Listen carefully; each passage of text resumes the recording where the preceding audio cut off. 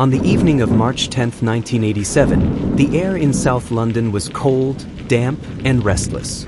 Inside the Golden Lion pub in Sydenham, a man named Daniel Morgan nursed his last pint of the night. At 37 years old, he was no stranger to danger. As a private investigator, Daniel's work often brought him close to criminals, police officers, and journalists. He had the kind of job that thrived in the shadows, digging up truths that others desperately wanted buried. But that night, something was different. Daniel had been unsettled. He had confided to those close to him that he was onto something big, something dangerous. Some say he was preparing to expose evidence of corruption inside the Metropolitan Police. Others believe he was caught in a feud with his own business partner. Whatever the truth, Daniel seemed to know he was standing too close to the fire. Sometime around 9 p.m., Daniel left the Golden Lion. Moments later, in the pub's dimly lit car park, he was struck with brutal force. An axe was driven into the back of his head, killing him instantly. His body was found sprawled beside his BMW, blood pooling beneath him, the murder weapon left behind as if to send a message. It was a killing as shocking as it was theatrical, an execution designed not just to end a life, but to warn anyone else who might dare to expose uncomfortable truths. The axe in the skull of Daniel Morgan marked the beginning of what would become Britain's most investigated and most mishandled murder inquiry. To understand the weight of this story, you have to understand the man at the center of it. Daniel Morgan was born in Wales in 1949, the son of a farming family. Ambitious and sharp-minded, he moved to London as a young man, carving out a career in the world of private investigation. By the mid-1980s, he had established himself as a co-founder of Southern Investigations, a detective agency based in South London. The business specialized in surveillance, gathering information for legal cases, and digging up secrets for anyone willing to pay. In an era before the internet, investigators like Morgan filled a powerful role. They could uncover information that even the press or police struggled to obtain.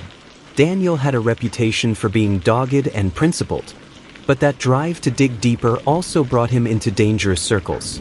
He dealt with criminals, corrupt officers, and journalists who wanted gossip at any price. He lived in a world where secrets were currency and where exposing the wrong truth could make powerful enemies. By 1987, Daniel's relationship with his business partner, Jonathan Rees, had become tense. Friends recall heated arguments over money, trust, and direction of the firm. At the same time, Daniel reportedly claimed he had uncovered evidence of police officers colluding with organized criminals. According to some accounts, he was preparing to go public with what he knew.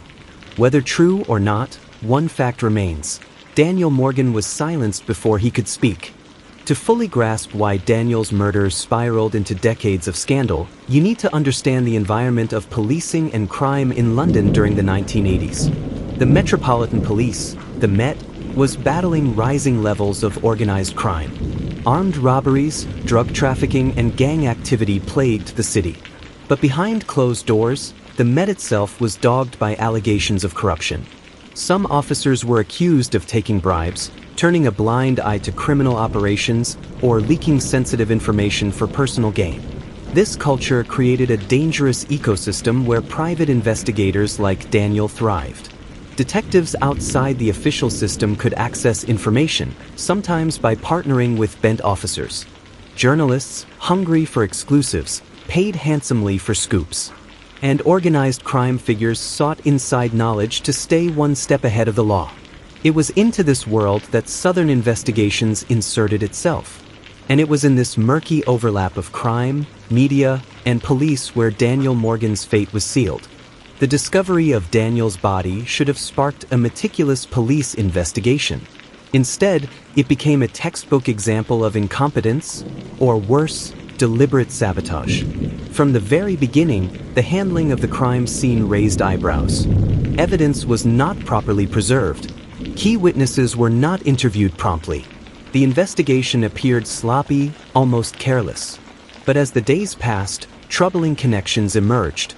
Several of the officers assigned to the case had personal or professional ties to Jonathan Rees, Daniel's business partner. Suspicions of a conflict of interest hung over the inquiry like a dark cloud. Rees himself quickly came under scrutiny. He and Daniel had quarreled over finances, and there were allegations that Rees might benefit from Daniel's death. Yet despite this, the investigation failed to build a strong case. Witness statements changed, evidence went missing, and soon the inquiry collapsed. For Daniel's family, particularly his brother Alastair Morgan, the sense of injustice was immediate. They believed something far larger was being concealed, and they would spend the next 3 decades fighting to prove it. Over the years, several names would become synonymous with the case. Jonathan Rees, Daniel's business partner at Southern Investigations, accused of involvement but never convicted. Sid Fillery, a police officer who investigated the murder, then controversially retired and went on to join Southern Investigations himself. Various associates, including criminals with links to both Rees and Fillery. This revolving circle of suspects revealed the rot at the heart of the investigation. How could the case be pursued fairly when those investigating it were entangled with those potentially responsible? It was the perfect recipe for a case to stagnate, and for a family's quest for justice to be endlessly delayed. Daniel Morgan's murder has been described as Britain's most investigated unsolved killing. Over 35 years, there were no fewer than 5 separate investigations, yet none brought justice. 1987 original inquiry, flawed from the start. Mishandled evidence, compromised officers. No charges. 1988 to 1989 inquiry, Rees and others arrested, but the case collapsed. 2002 inquiry, a fresh attempt, again marred by unreliable witnesses. 2009 inquiry, a prosecution finally seemed possible. But after 8 years, the trial fell apart in 2011 due to procedural issues, disclosure failures, and unreliable evidence. 2013 to 2021 independent panel, not a criminal case, but a public investigation into how the police handled matters. Each collapse wasn't just a failure of justice. It deepened suspicions that someone, somewhere, wanted the truth buried.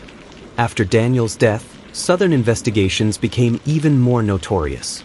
Under Rees and Fillery, the firm became a hub for trading information with journalists, particularly those at tabloids like the News of the World. They were accused of using illegal methods, surveillance, phone tapping, and police leaks to feed stories to the press. Journalists paid handsomely for these scoops, blurring the lines between legitimate reporting and criminal enterprise. This unholy alliance between private detectives, corrupt police, and eager journalists was dangerous. It meant secrets were bought and sold in an underground market, and it kept powerful people protected. Decades after Daniel's death, the threads of his case resurfaced in a scandal that shook British journalism, the News of the World phone hacking affair.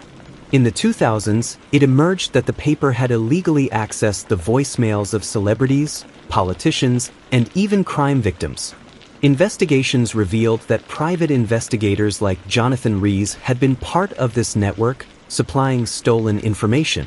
The Morgan case and the phone hacking scandal were not identical stories, but they were connected by the same culture of corruption, a toxic mix of media, police, and private investigators.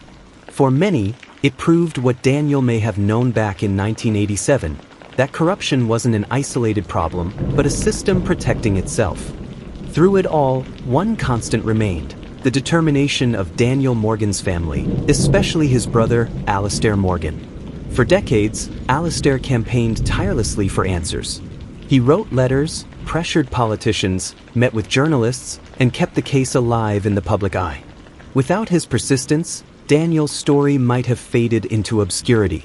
But the fight came at a cost. Alastair spoke often about the toll the struggle took on his mental health, his family, and his life. Yet he refused to give up, because for him, silence would mean accepting corruption.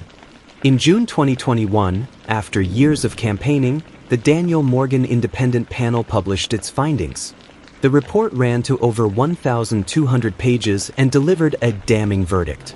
The Metropolitan Police, it concluded, was institutionally corrupt. The panel found that the force had concealed or denied failings in the case to protect its reputation. Evidence had been mishandled, and lines of inquiry suppressed. The truth about Daniel's murder, they argued, had been buried not by incompetence alone, but by deliberate obstruction. The report was one of the harshest indictments ever made of the Met, echoing scandals like Hillsborough in its scale of institutional failure. Yet even then, despite the findings, Daniel's killers remained unidentified and unpunished. So why, decades later, does the murder of a private investigator still matter? Because Daniel Morgan's story isn't just about one man's death. It's about the health of a democracy. If police forces can collude with criminals, if evidence can be buried, if the press can buy secrets with impunity, then the system designed to protect the public is broken. Daniel's death exposed a nexus of corruption that linked police, criminals, and journalists in a toxic embrace. And despite all the inquiries, the scandals, the headlines, the fundamental truth remains hidden. More than 35 years have passed since Daniel Morgan was left dead in that pub car park. His children grew up without their father. His family aged while carrying the burden of injustice. The Metropolitan Police saw its reputation scarred but not destroyed. And those who silenced Daniel? They remain free. His murder is a reminder of how fragile truth can be, how easily it can be buried under power, corruption, and silence. For Daniel Morgan, there has been no justice. For his family, no closure. But his story continues to echo, a haunting warning that in the battle between truth and corruption, justice is not guaranteed.